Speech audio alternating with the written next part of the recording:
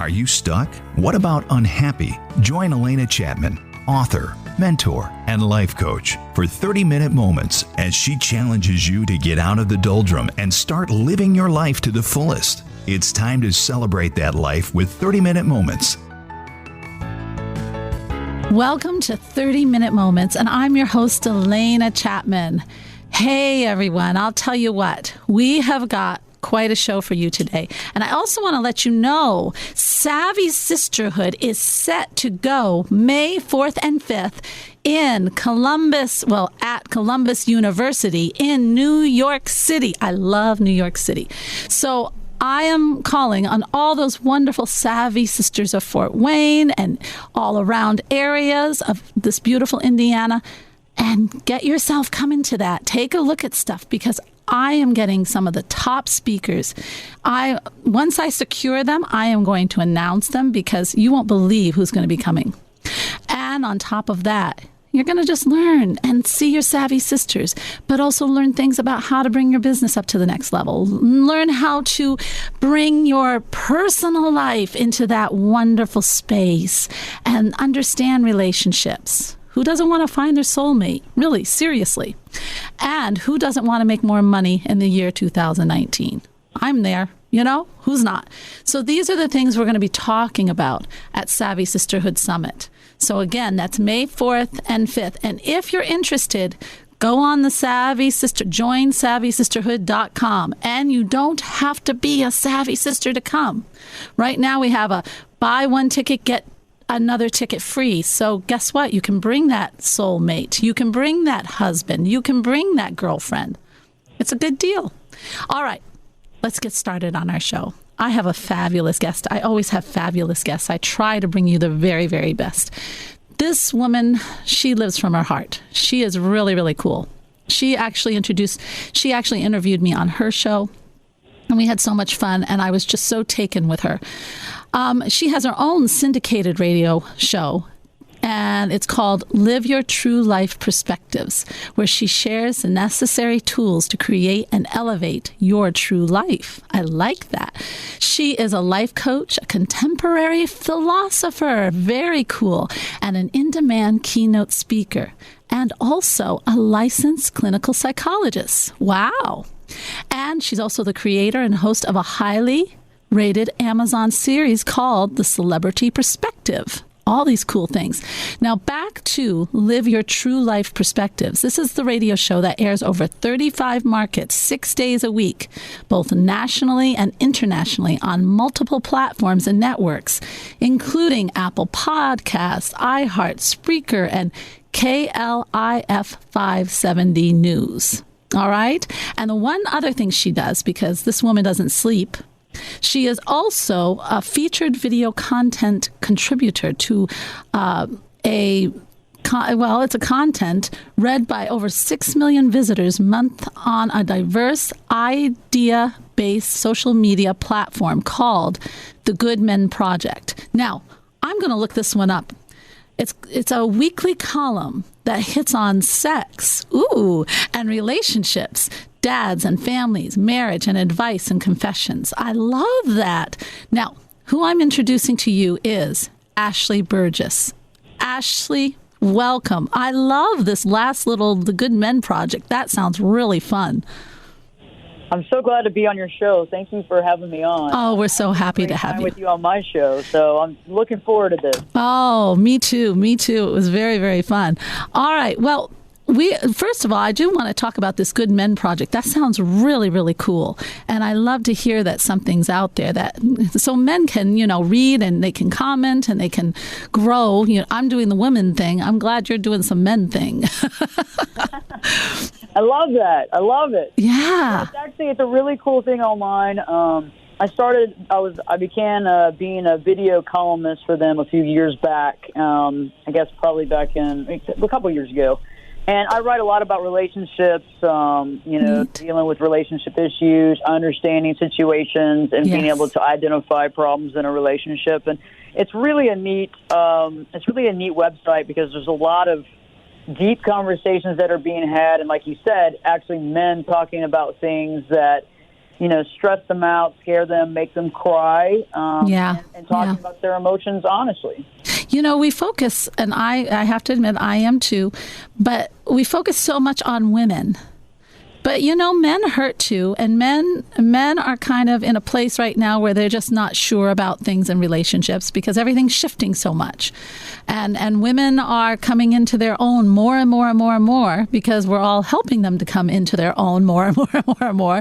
But where do the men come in? You know what I mean? And they're saying, wait, where's this all going? Where am I going to go? Mm-hmm. Yeah.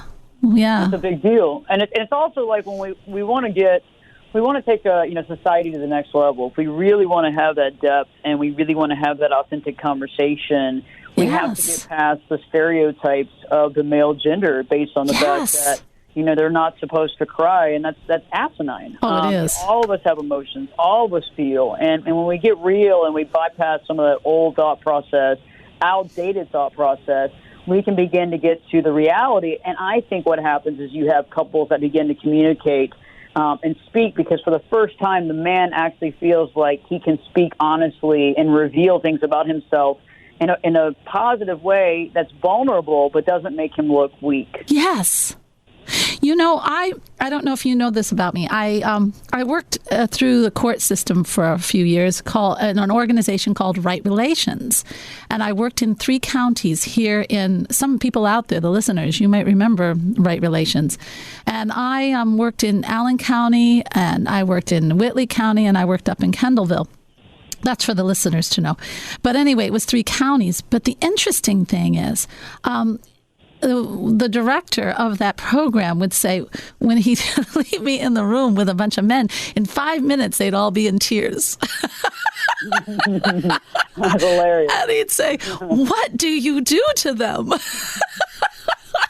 But I'll tell you. Oh, it is. But you know what? It was because it wasn't bad. It was that they were I just touched something inside. And made them, or not made them, but then they were allowed to explore that. And I'll tell you, it was miraculous, because I saw more marriages get back together after that experience. Because it opened the vulnerability. It opened being able to communicate from that special place. That's awesome. That's really powerful. Yeah, it is cool. But, we all suffer with this critical mind. Men do too. The old beliefs, that's what it is. And growing up as a man when you're 3 years old, they miss that. Big boys don't cry stuff. That's all old beliefs. That's a critical mind. We all have it, or different parts of it. And that's what we're here to talk about, is that critical mind. And out there, the listeners understand about a critical mind. But understanding how these critical minds can really affect everything, our relationship, just the fact of you have to be a big boy, you have to hide your feelings. Who would have guessed that would ruin your marriage or ruin your life, Mm-hmm.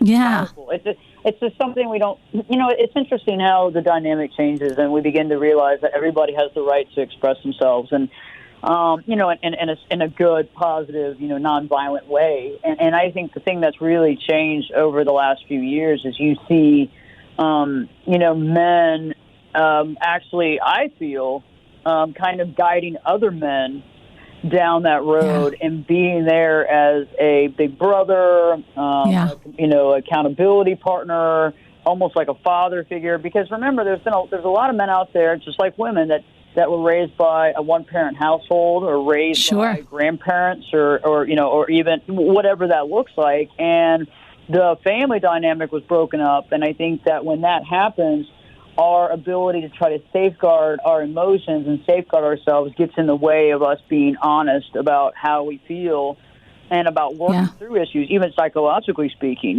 getting the help that's needed when we're going through a problem, instead of acting like everything's okay. Oh.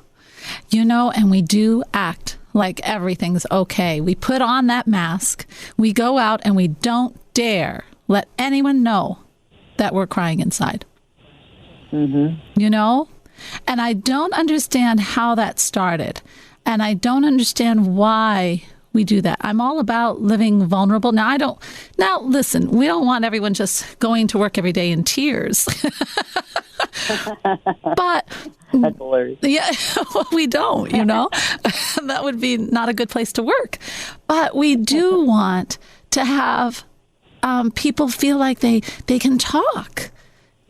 Silence is not a good thing. Don't you agree? I totally agree. I think that, silence is one of the biggest killers in relationships. It gets in the way of being honest. It gets in the way of who we are. And on top of that, and nothing gets solved. If you and I are having an argument or you and I are not seeing eye to eye, if I don't say anything and I don't voice how I feel, you'll never know how I feel. And you see a lot of folks who are going through the divorce process who's based on the fact that they never spoke up.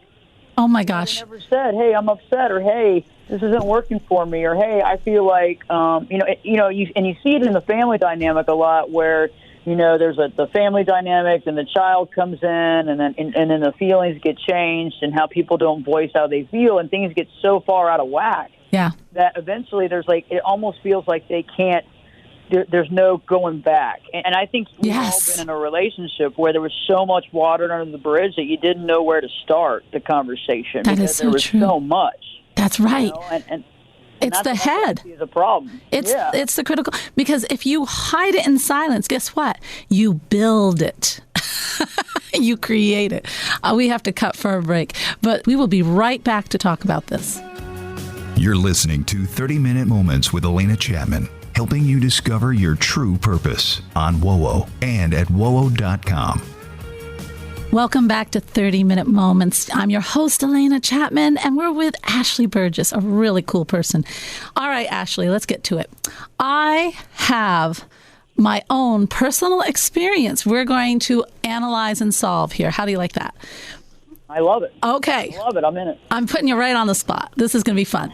So anyway, this guy is fairly new. I've known him for a few years. We started dating. He lives in another state. When I was there in his state, we had an awesome time. And we're both speakers. When we were both speaking somewhere, he stayed after and we went. He likes a lot of the same things I do. So we were just growing together. On top of that, we both have the same best friend. Okay? So it's this little triangle thing. Well, not relation. We're not doing a triangle thing. You know what I mean. All right. I don't want to get anybody out there thinking anything kinky.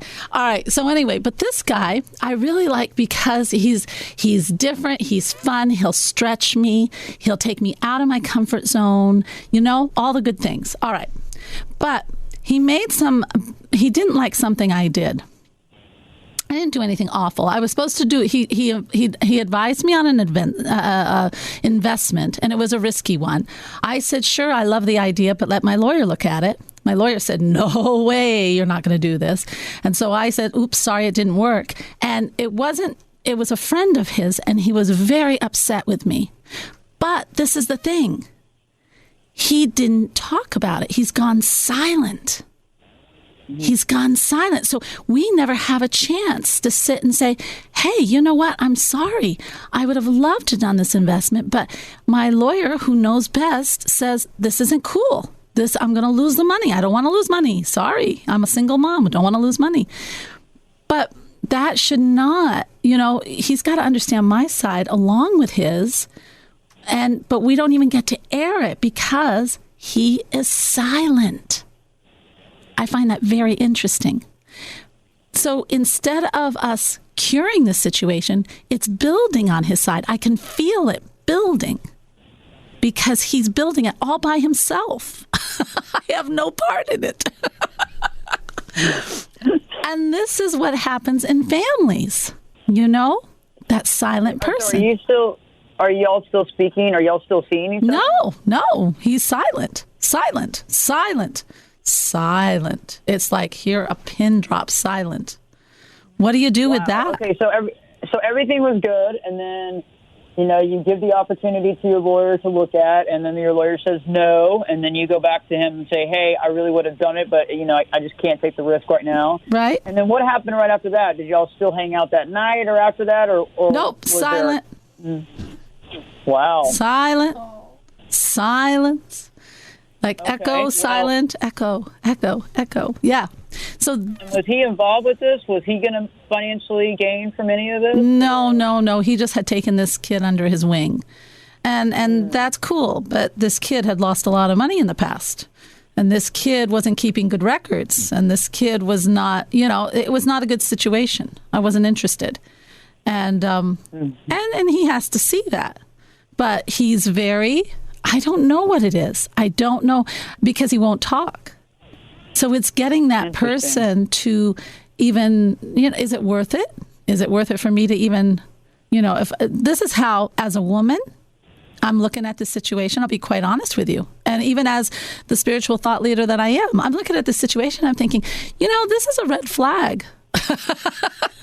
Is this person going to be like this on every front?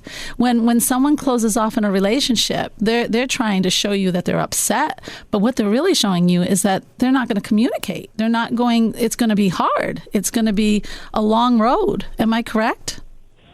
Well, I think so, too. And my biggest concern is, there's two sides to this. Yes, he could be upset and it could have hurt his feelings. Definitely not emotionally mature. But my other concern, too, is it seems a little like the silent treatment. I didn't get what I want, so I'm going to cut you off, and I'm going to cut off the situation. I'm going to put you at a distance, and when I decide to reach back out, I will. But in the meantime, it's like you got nothing. I mean, have you tried to communicate with him? Yeah. Have you tried to reach out to him? Yeah, I was nice. Yeah, I thought I'd test the waters. Yeah. Okay, well, that's the silent treatment. So when somebody's doing that, they're giving you the full-on silent treatment. I'm getting the silent treatment? Jeez. Yeah, it's total abuse, by the way. And a lot of people don't realize that the silent treatment is abuse. It's a way of abuse because think about how painful it is.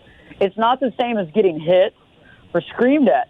But think about the difference is that when you're trying to communicate and they put the kibosh down and they're not allowing that, do you see the power play here?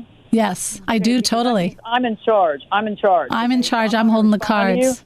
Yeah. I will talk to you when I so deem it. And a big concern is that to me, that's an arrested development. There's a lot of different personality disorders that we can talk about, and I'm not saying that he has one of these or not, but I'm just saying that when we see somebody in arrested development, meaning that they're not emotionally mature, one of the first strategies in their toolbox to use is the silent treatment. I got nothing to say to you. And the thing is that, remember, when people use this technique, this is not the first time they use this technique.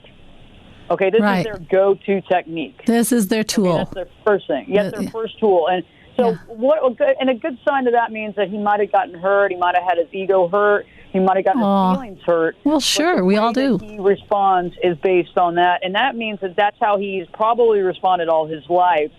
And does not feel like he can open up. But one way or another, it's not emotionally healthy. Oh, no. And it's not emotionally mature. I mean, you could have sat down. I could have sat down with you if I was him and said, hey, you know what? It did hurt my feelings because I really believe in this guy. Whatever. I believe in this. I understand. I'm not totally happy with it, but I understand. But see, it takes an emotional well-being to be able to step up to that place. Right. So he doesn't seem to be very interesting that at this time. But how many people out there do this? Do they realize what they're causing? Well, a lot. And a lot of people don't realize it's abuse. And the interesting thing is I put out a video on YouTube. I have a YouTube channel that I put out videos every week on. And one of the videos I put out was about dealing with the silent treatment, overcoming the silent treatment. And, I define it as abuse because remember, I've had the silent treatment used on me. And if anybody that's out there listening to the show right now has had it done to them and they're sitting there and the spouse is sitting there or the girlfriend or boyfriend and they've literally cut you off and have not spoken to you for several days at a time. Yeah, what do you do with a week, 2 weeks? That's painful. That's abuse because no matter what you do or say, they're not responding to you. And so that's used to put you back into your place, and that's used to punish you so that you don't do that again. That's exactly But, right. on their side, that might be a security blanket for them or a way of retreating, but in the same point, it's abuse to the person that's receiving it. Yeah, it's time for them to work on themselves. We will we will be right back. You're listening to 30-Minute Moments. I'm your host, Alena Chapman, and this is Ashley Burgess as our guest. Fabulous guest. This is 30-Minute Moments with Alena Chapman, helping you find your inner self every Sunday on WOWO and at WOWO.com. Welcome back to 30-Minute Moments, and I'm your host, Alena Chapman, and we were talking to Ashley Burgess, and wasn't that fantastic? But guess what time it is now? The shift. This is the aha moment. What had Ashley Burgess had happen in her life that gave her all this wisdom about silent people and all that cool stuff? What is your aha moment, my dear? Well, my aha moment was my whole life I was different, and my whole life I had a condition that nobody understood, and I was in and out of the hospital beginning 250 to 300 days out of the year, my first few years of life, and Wow. And that changed a little bit, but I was in and out of the hospital constantly. I had emergency surgeries done, I had experimental surgeries done, and it wasn't until I was 22 years old that I actually got a diagnosis of my condition. I almost died on the operating table twice during experimental surgeries. My whole life has been a conundrum in the very beginning, and so I never knew if I was going to be alive, and I never knew how long I was going to be alive. So when you don't know those answers to the questions, which none of us do, but I mean to be really, really edgy, Right. like when somebody has cancer and they're having treatment and they really don't know if they're going to be alive or not, that's Right. what I'm talking about. And so you get to that point where you say, I don't know if I have that much time. I might as well get to know everybody in my life very well. And so I have an ability where I can really learn and know people extremely well, extremely fast. That's cool. And I really give a lot of myself to people, and I really get to understand them because I really didn't know how long I had. And so that's why I really understand the human condition so well, because I really watched and connect with people kind of on a different dimensional level, I feel. Sure. And I can understand why they do what they do, and I understand why we do it. I can see, and the thing is even with the situation you were just talking about, I can see it from your perspective. I can see it from the fact that, his parents raised him that way. I can see it from all different perspectives of why we do what we do. And I know that because I can get so close into the heart and the psyche of the individual based on just, not fear necessarily, but just wanting to, get the most out of every minute of while I was here. That's very cool. Well, I think what it did was that you felt limited time. I have nothing to lose. And I want to make this life the best thing I can. I want to know people the best way I can. And you didn't have a mask. You were totally authentic and vulnerable. And it opened up everything. It opened up your sight. It opened up you to be able to see deeper into people. It also helped you to see from all perspectives because there's nothing clogging you from that. Do you see what I'm saying? It's so true. And you're right. And it was, and you kind of put it all out there. And you don't have a reason to hide anything. It's like I'm sure that your listeners know that when you're in a situation like that with your health, and all of a sudden everything else kind of goes by the wayside. You don't worry about what somebody thinks about you. No. You don't worry about not making the meeting on time. None of that matters anymore. No. And all of a sudden the only thing that matters is what's real. Yeah. And I was living in that place for so long in my life that it became my reality. Yeah. And and I don't wish that upon anybody. I don't wish what I had upon anybody. But what I do like is the fact that I was given that opportunity to get that close to that, and then I was able to still be on this planet. So I kind of got the best of both, even though it was painful, but I did get really real, and I got really comfortable in my own skin. And so that's something that I really recommend if people can become more mindful of who they are on a daily basis and really focus on that. And the rest of the stuff will go out the wayside, because what somebody thinks about you, it's not even our business, and it doesn't matter. Yes, it even doesn't though it matter. can be painful and it can hurt. Yeah. But at the same time, it's like, remember, if they're thinking negative thoughts about you, then there's something bugging them. Yes. Okay, and that's across the board. I mean, anybody that thinks negatively about somebody or talks negatively about somebody is also doing the same about themselves. Well, it's so true. And we always think that everybody is thinking about us. And the truth is they aren't. They're always thinking of how it relates to them. So if they're judging you, they're judging themselves 100 times harder, like you said. They've got their own stuff going on. It's never about you. I don't know. I did not have a near-death experience, and I was always different just because I was always different. There was no reason, but I always have been just who I am, very authentic. And it's taken, people have a hard time with that sometimes. It's very interesting. They don't know what to do with it, I'm sure you run. Because when they're not there, they don't understand. Yeah. And they don't get it because it feels weird to them. It does. Because there's also a level of people that are trying to play the authentic card. Oh gosh, yes. And they're not. No. But because a lot of people don't know how to be, what happens is they get into a relationship with somebody playing that card with that mask on. They believe that person's legitimate. Then they get hurt by that person. Right. Okay, and then something falls down, and then they meet you, and there's some sort of characteristics that are similar, and they don't know how to deal with you because they've been hurt by someone that they thought was authentic, that was authentically fake at that time, in that moment in their life, and so they don't understand how to digest the person that truly is because it's not in their wheelhouse at this time. I love this. We can't understand what someone else is unless we actually possess. We can't see the value in someone else unless we possess the value within ourselves. Exactly. Maya Angelou, can't get a shirt off a man who doesn't have a shirt. Yeah. You are listening to 30-Minute Moments. Ashley, how can people get hold of you if they want to learn more? And by the way, my dear, I'm having you back on this show. Yes. But how can they get hold of you if they want to get hold of you? Easy breezy. Actually, if you just want to go to my website, go to ashleyburgess.com. And so it's Ashley, Ashley. Okay. Berges. Okay. So Ashley, Berges.com. And there's a contact page on there, and just click on that and send me an email, and I will respond within 48 hours. And I love to hear from folks, and anything I can do to help, I'm there. I love it. Oh, thank you so much for the show. You were so much fun, and you gave people so much value. And everyone out there, this is 30-Minute Moments, and the whole purpose of 30-Minute Moments is to give you that ease and that feeling of breeze in your life. And what better than to understand with knowledge what you're dealing with, especially in relationships. Very, very cool. Make it a week where you feel good, you're rejoicing, you're celebrating in the love and the joy of life, and get rid of all the hang-ups. This is Alena Chapman. If you want to learn more about me, hey, take a look at Alena360.com or joinsavvysisterhood.com. All these different ways you can find out more about me, too.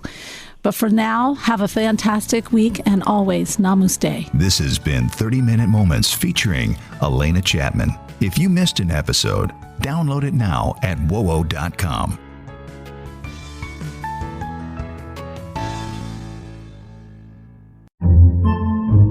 Podcasts by Federated Media.